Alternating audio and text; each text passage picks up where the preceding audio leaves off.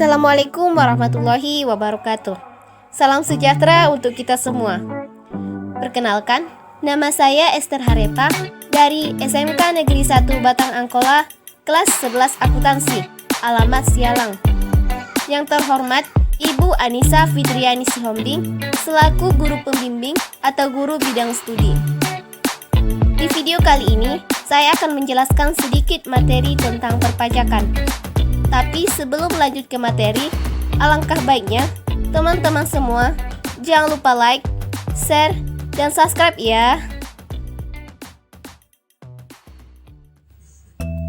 Langsung saja ke pembahasan yang pertama, yaitu pengertian pajak.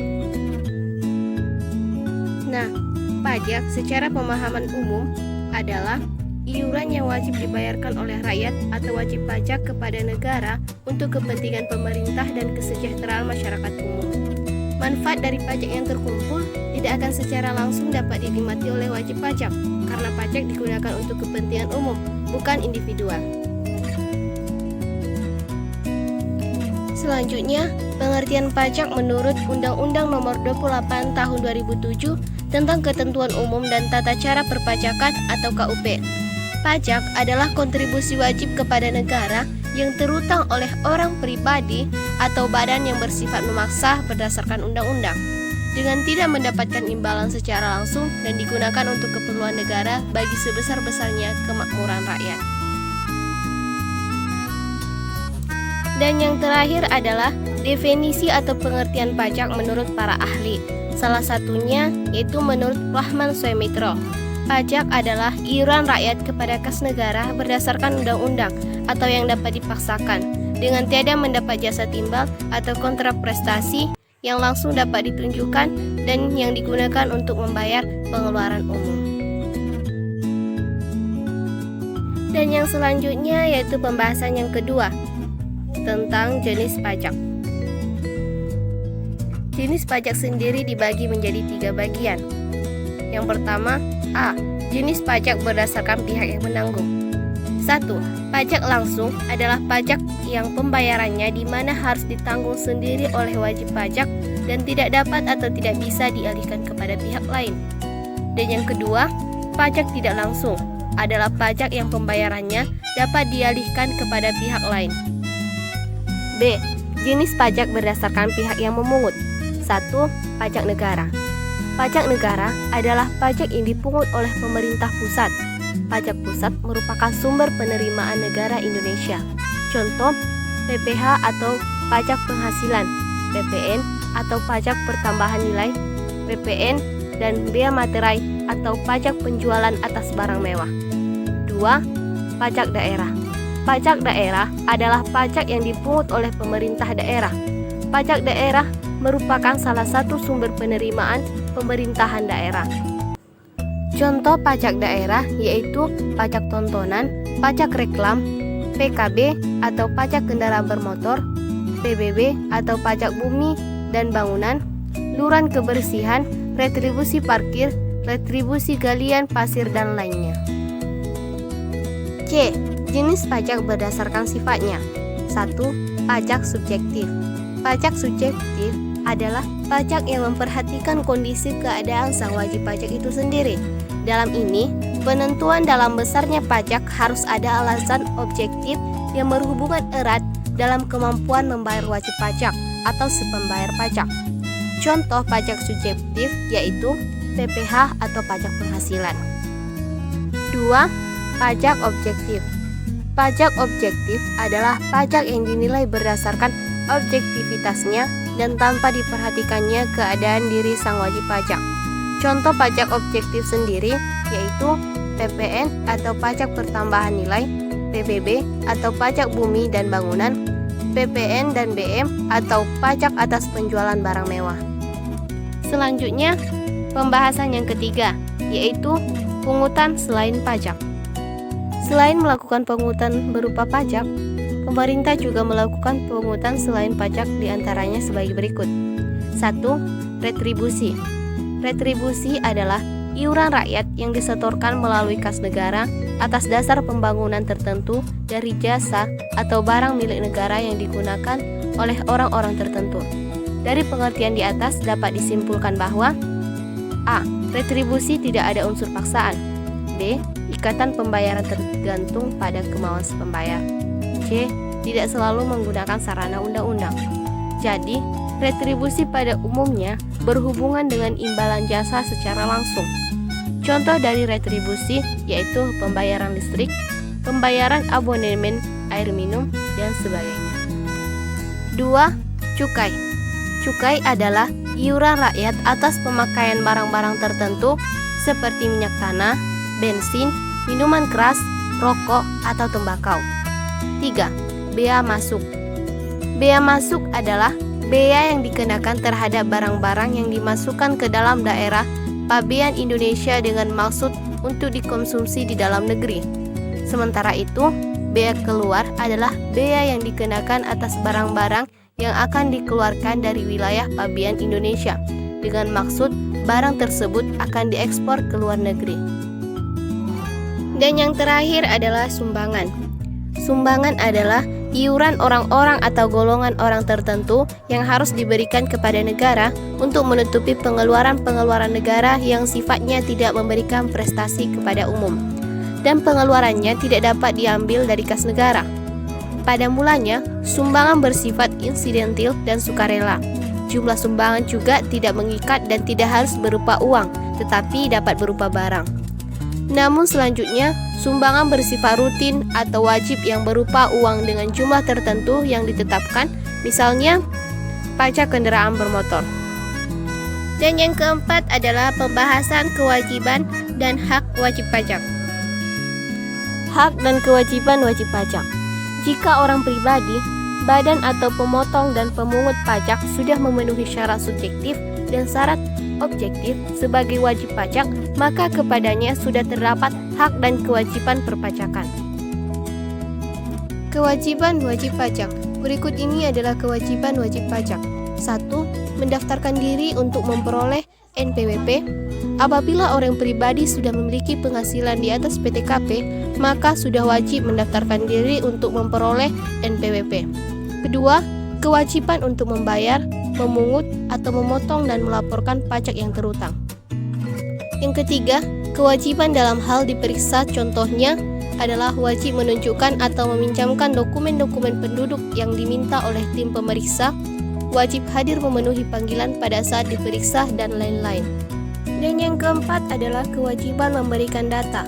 Bagi pihak ketiga pun, termasuk instansi pemerintah, badan lembaga asosiasi, dan yang lain harus memberikan data yang diminta oleh kantor pelayanan pajak. Hak wajib pajak. Setelah mengetahui kewajiban wajib pajak, selanjutnya adalah hak-hak wajib pajak yang diatur dalam undang-undang, yaitu 1. Hak atas kelebihan pajak. Setiap pembayaran wajib pajak yang dilaporkan ke kantor pelayanan pajak ternyata terdapat kelebihan pembayaran, maka dapat direstitusikan atau dikembalikan kepada wajib pajak. Yang kedua adalah hak dalam pemeriksaan. Misalnya, hak untuk menanyakan surat perintah pemeriksaan, hak untuk meminta tanda pengenal petugas pemeriksa, hak untuk meminta penjelasan alasan dilakukan pemeriksaan, hak untuk meminta penjelasan perbedaan atau selisih hasil pemeriksaan, dan hak untuk hadir dalam pembahasan akhir hasil pemeriksaan. Yang ketiga adalah hak untuk mengajukan keberatan, banding dan peninjauan kembali atas hasil pemeriksaan. Dan yang terakhir adalah hak untuk dijaga kerahasiaan data wajib pajak dan lain-lain. Pembahasan yang kelima, yaitu pemungutan pajak dan selain pajak. 1. Asas pemungutan pajak. Setidaknya ada 3 asas pemungutan pajak yang kerap dijadikan pedoman di dunia, yaitu 1. Asas tempat tinggal. Pemungutan pajak dilakukan berdasarkan domisi atau tempat tinggal seseorang. 2. Asas kebangsaan. Pemungutan pajak dilakukan berdasarkan kebangsaan seseorang. Sebagai contoh, meskipun ada orang Amerika yang tinggal di Jepang, orang tersebut tidak bisa diwajibkan untuk membayar pajak karena kebangsaannya bukan Jepang. Yang ketiga adalah asas sumber. Pemungutan pajak dilakukan berdasarkan sumber atau tempat penghasilan berada. 2. Teori pemungutan pajak. Teori pemungutan pajak Ada 5 teori pemungutan pajak yang digunakan dalam pemungutan pajak di Indonesia yang wajib kamu ketahui. Ada teori asuransi, teori gaya pikul, teori kepentingan, teori daya beli, dan teori bakti. Berikut penjelasan kelima teori tersebut. Nah, bagian A, teori asuransi. Menurut teori asuransi, pembayaran pajak diibaratkan seperti membayar premi dalam perusahaan asuransi dengan harapan mendapatkan perlindungan dari kejadian tidak terduga di masa yang akan datang. B. Teori kepentingan. Dalam teori kepentingan, ibarat dua belah pihak yang saling membutuhkan dan saling menguntungkan. Negara harus melindungi harta dan jiwa masyarakat agar kepentingannya bisa terlaksana dengan baik. C. Teori gaya pikul. Dalam teori gaya pikul, pajak yang harus dibayarkan oleh masyarakat harus sesuai gaya pikul dan ukuran yang sesuai dengan pengeluaran dan penghasilan, baik perorangan atau sebuah badan usaha. D. Teori bakti. Teori bakti mengatakan jika suatu negara memiliki hak mutlak untuk mengambil pajak dari rakyat, rakyat sudah memahami bahwa membayar pajak merupakan sebuah kewajiban dan tanda bakti kepada negara. E. Teori daya beli. Teori daya beli ini sangat erat berkaitan dengan kemampuan masyarakat saat melakukan transaksi jual beli. Masyarakat yang banyak dengan kebutuhan yang berbeda-beda tentu membutuhkan berbagai barang untuk memenuhi setiap kebutuhannya. Pembahasan yang keenam, yaitu syarat pemungutan pajak. Penjelasan syarat pemungutan pajak di Indonesia. Syarat pemungutan pajak adalah landasan prinsip yang harus ada dalam setiap aktivitas pemungutan pajak. Berikut ini 5 syarat pemungutan pajak di Indonesia. 1. Syarat keadilan. Pemungutan pajak harus berlandaskan keadilan, baik dalam peraturan perundang-undangan maupun dalam pelaksanaan pemungutan pajak. Landasan keadilan ini merupakan syarat yang harus dipenuhi untuk mencapai keadilan bagi masyarakat. 2. Syarat yuridis. Pemungutan pajak selalu didasarkan pada undang-undang yang berlaku. Salah satu undang-undang yang mengatur pemungutan pajak adalah Undang-Undang Nomor 28 Tahun 2007 tentang Ketentuan Umum Perpajakan. Dengan adanya pengaturan dalam bentuk undang-undang, pemerintah memberikan jaminan hukum bagi terlaksananya aktivitas pemungutan pajak. 3. Syarat ekonomis. Pemungutan pajak tidak boleh mengganggu aktivitas perekonomian yang dapat mengakibatkan kelesuan perekonomian nasional. Contohnya, pemungutan pajak tidak boleh mengganggu aktivitas produksi ataupun perdagangan yang sedang berlangsung. Yang keempat, syarat finansial. Pemungutan pajak harus dilakukan dengan efisien dan efektif, sehingga hasil yang diperoleh maksimal. Efisien maksudnya, pemungutan pajak harus dilakukan dengan mudah, tepat sasaran, tepat waktu, dan biaya minimal. Efektif artinya, pemungutan pajak harus membawa hasil sesuai perhitungan yang telah dilakukan. Dalam syarat ini, biaya pemungutan pajak harus lebih kecil daripada pemasukan pajak yang diterima kas negara.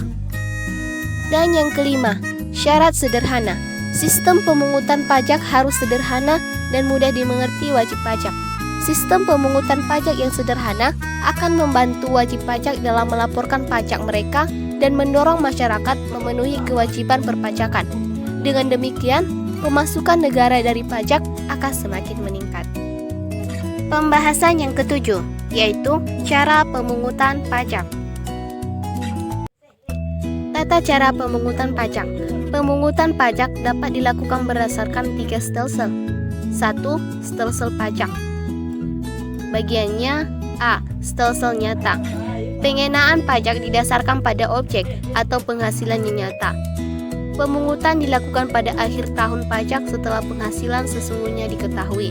Pajak lebih realistis tapi baru dapat dikenakan di akhir periode. B. Stelsel anggapan. Pengenaan pajak didasarkan pada suatu anggapan yang diatur undang-undang tanpa menunggu akhir tahun dan tidak berdasarkan keadaan sesungguhnya. C. Stelsel campuran. Merupakan kombinasi antara stelsel nyata dan stelsel anggapan. Pada awal tahun dihitung berdasarkan anggapan dan akhir tahun disesuaikan dengan keadaan yang sebenarnya. 2. Asas pemungutan pajak. A. Asas domisil. Negara berhak untuk mengenakan pajak atas seluruh penghasilan wajib pajak di wilayahnya. baik dari dalam negeri maupun dari luar negeri. Asas ini berlaku bagi wajib pajak dalam negeri. B. Asas sumber. Negara berhak mengenakan pajak atas penghasilan yang bersumber di wilayahnya tanpa memperhatikan tempat tinggal wajib pajak. C. Asas kebangsaan.